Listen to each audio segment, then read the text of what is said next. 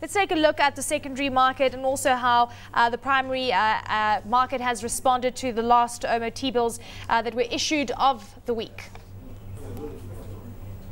Okay, we've seen relative stability in prices because apparently it's very clear where CBN would sell T-bills right now. We're seeing the CBN sell T-bills at the primary at OMO auction at between 14.8 and then 15.55 yield. We expect a downward trend in yields at primary and then OMO auctions.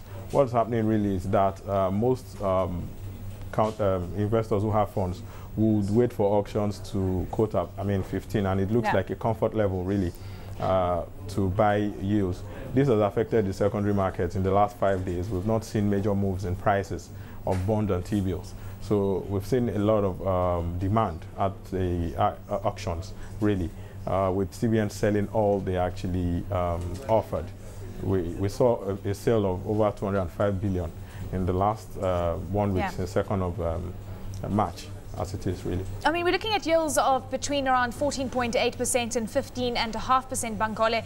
Are you expecting this range to continue going forward? It seems that because we're also seeing a lot of foreign participation, it is expected that the yield could drop further. Yes, foreign participation in itself led to the drop from the levels we were at. We were at above 16%. In fact, at some point, one OMO mature auction touched 17%. But since then, we've seen foreign influx of money, and this has led into higher demands that have dragged down the yields to 15.5 levels. This has remained same in the last 3 weeks. We expect this to continue on the short term. But if demand continues like we rightly predict, yields will drop, especially on the 1 year to about 15 or sub 15.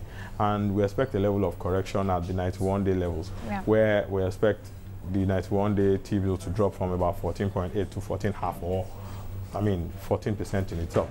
This would cause a major reversal. We expect a reversal on the entire yield curve for fixed income securities from T-bills to bonds. Because presently, as we speak, bonds of 20 years are at 14.8. Very close to where the 1 year T-bills are at.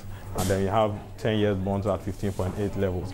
We expect an increase in yields of 2030, that's the 20 years bond, with time, and then a lot more demand for the 91 days treasury bills. So, Bankole, with regards to the official bond auction, which has been postponed till the 28th of March, it seems that a lot of angst is building up amongst investors because they are waiting for this bond auction. Do you think we will see aggressive bids? Because this is why the central bank this is one of the reasons that the central bank actually postponed it, is to ensure that there is a lot of demand.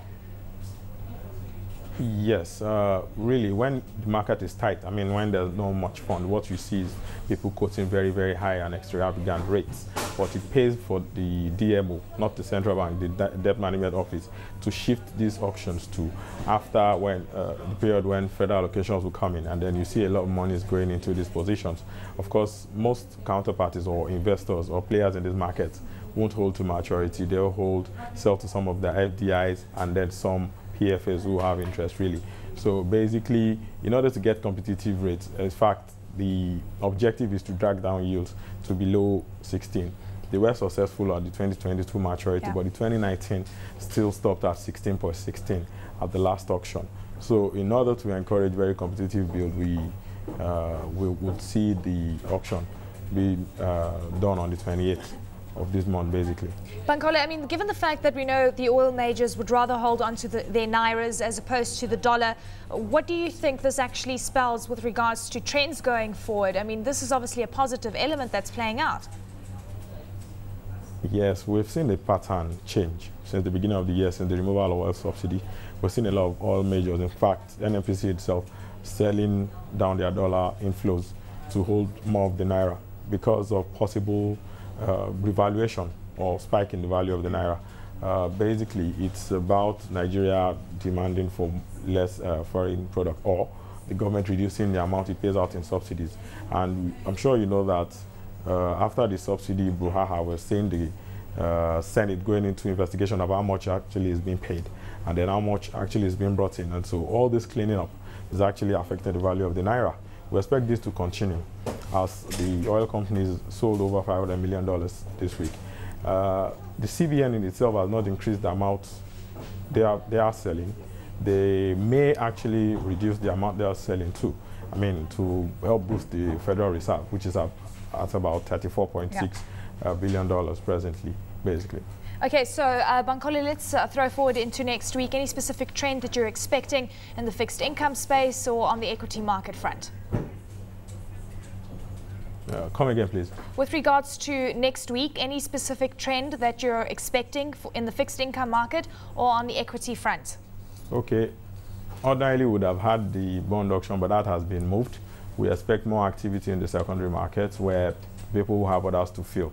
Customer orders, basically sales orders. We expect a spike in demand, basically prices going up marginally, because people would rather wait for auction. The next T-bills auction will be in 2 weeks' time, and that should coincide with the next bond auction also.